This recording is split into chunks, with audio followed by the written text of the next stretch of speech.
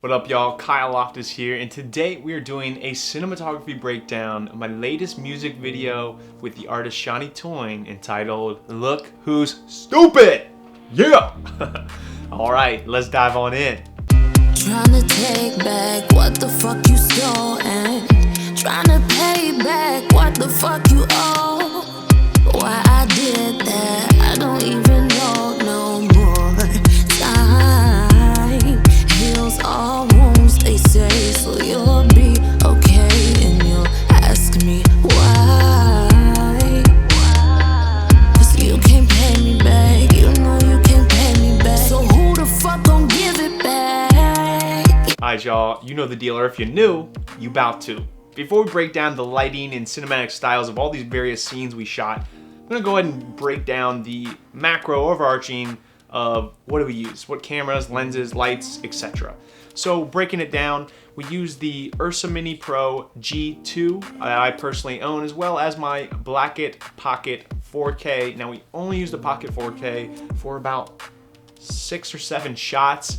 That's it. The rest was shot on the Ursa Mini Pro G2. Lens-wise, we used a Tamron 24-70 f2.8 with image stabilization, a Canon 16-35 f2.8 version 3 USM, and we used a Canon 100 macro f2.8 with image stabilization.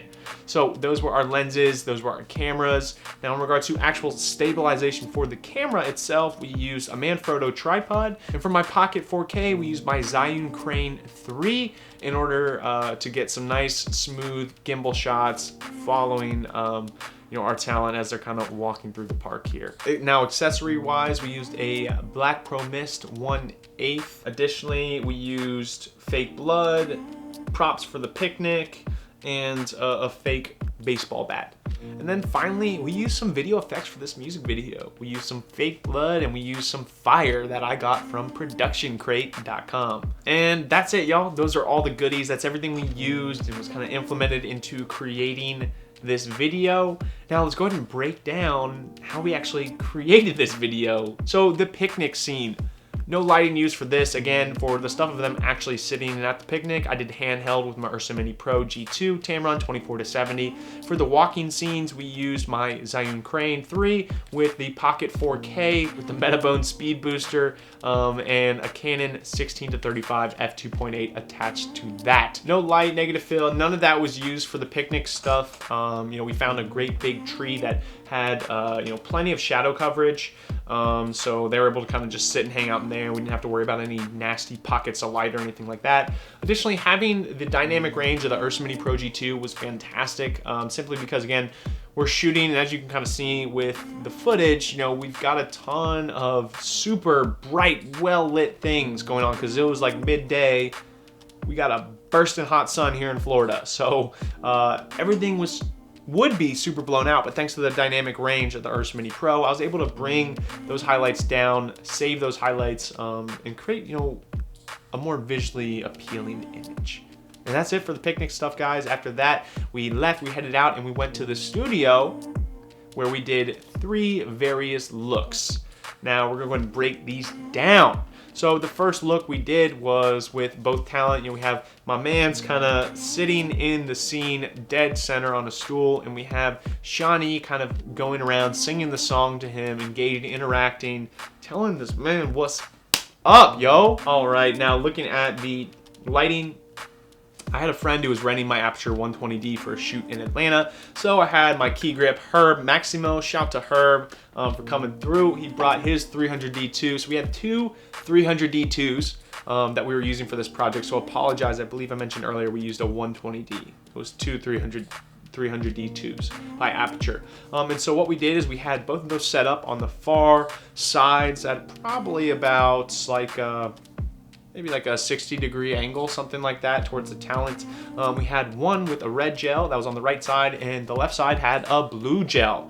We had those getting rotated by, again, Herb, my key grip, my other grip slash PA, Spencer, shouts to him for helping out. So they both literally just rotated those. We're going in different directions at different speeds, kept changing up and vibing off the music again to create more dynamic light, more visual interest. And just to keep you on your toes. Oh, yeah. Additionally, we used 2 Pavo Tube 6Cs, and we threw those on some light stands, put those just outside of frame, and we set those to the special effects that Nanelite has on those. They have like 17 different special effects. Freaking awesome. We set those to police car again, so it's kind of hinting at that he's gonna get sliced up and burnt, you know, having the police car stuff. And additionally, as you'll kind of notice throughout this video, we keep the color scheme going throughout, so everything's kind of got this purple, bluish, or red tint to it, so it's all kind of sticking together and staying fluid with the color concept of the video. So that was it right there, guys. That was our look for, or scene look 1 at the studio. Our next scene look at the studio, we used a black tear sheet system. So we got a backdrop, we set it up, brought that and flung that down. We used a Aperture 300D2 with red gel. We used that for our hair light and accent light to shine down on Shawnee. So she's standing kind of with this profile look. We've got it off in the back and the side there, hitting hair light right there. Then we used two Pavo Tube 6Cs, and we set those up directly at the side to give us a nice little key and fill right here for the face. Again, we've kind of got this profile look, or she'll kind of turn and look over the shoulder at the camera here. And so we've got those lights hitting right here, hair light here. But we were getting a ton of wraparound with both those lights. So what we actually did is we used 2 big old V flats, and we set those up to, again, shape and block off light. So we had more negative fill, and we just had this really, really dark, moody, and intimate look here for both, you know, the medium shot of her, and man, do I love the close-ups where it's just like focused on her lips, or you see a little bit of her eyes in there too. Like, just, I hate patting myself on the back, but phenomenal. On this last scene, we lit relatively similar, but a bit different. So we used both the 300D Mark IIs. We had both of them with a blue and purple gel on there. So we had this cool, moody, intimate look. We set one in the back corner for, again, a nice hair light accent look and to separate her from the background. Then we used the other one, and we shined that through this big freaking cage cart that was just sitting there. Like, I just saw this thing sitting at the studio. I have no freaking idea why I was there, but I'm super glad it was. So I saw this thing sitting there. I was like, we got to use this. This is gonna be awesome. So I saw that at the studio and just knew we had to use it. So there's actually not necessarily a plan for this third look to have like this textured wall, but when something happens, you just gotta freaking roll with it, you know? So we set this up, and we had Herb shining it up super close and literally just rotating and moving around. So we have this textured wall, but not only is it a textured wall, it's moving too, again, right? So like, we have this image that just feels more dynamic and unique and interesting.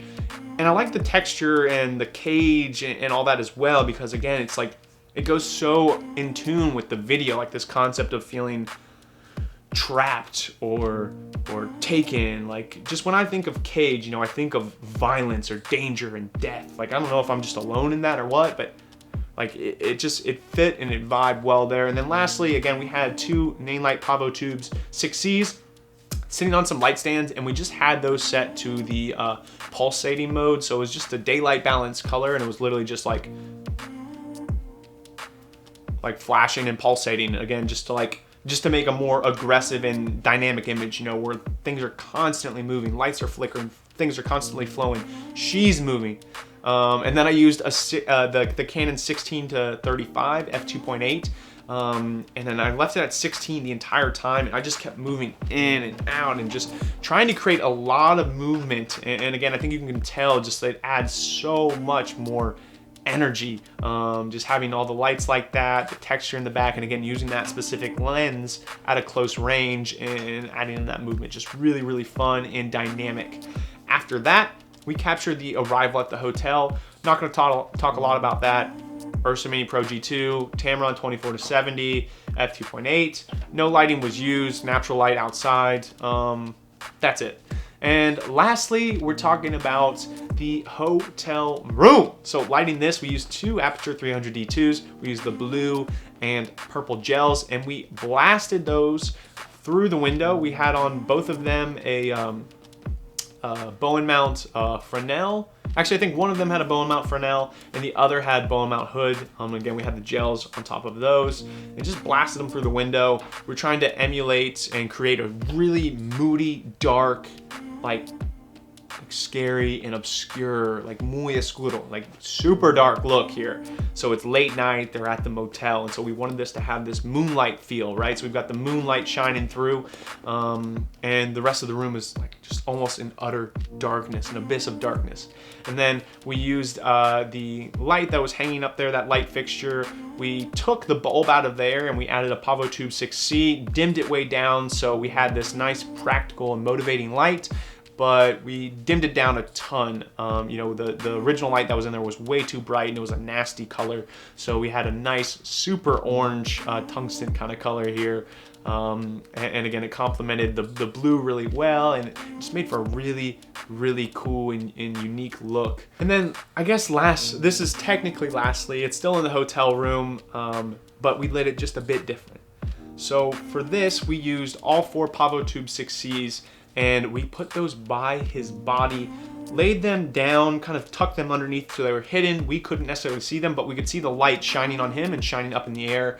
Shouts to my good friend Josiah Moore, or you can find him on Instagram at JosiahX. He kind of helped me out in making this happen. I'm not a video effects artist. I've never tried this stuff before, so it was super fun to give this a go, but shouts to him for giving me a little consult and just making sure I lit and did things properly. So lit it like that to kind of emulate firelight, right? Like firelight being on the body, lighting up the body and the surface and things around.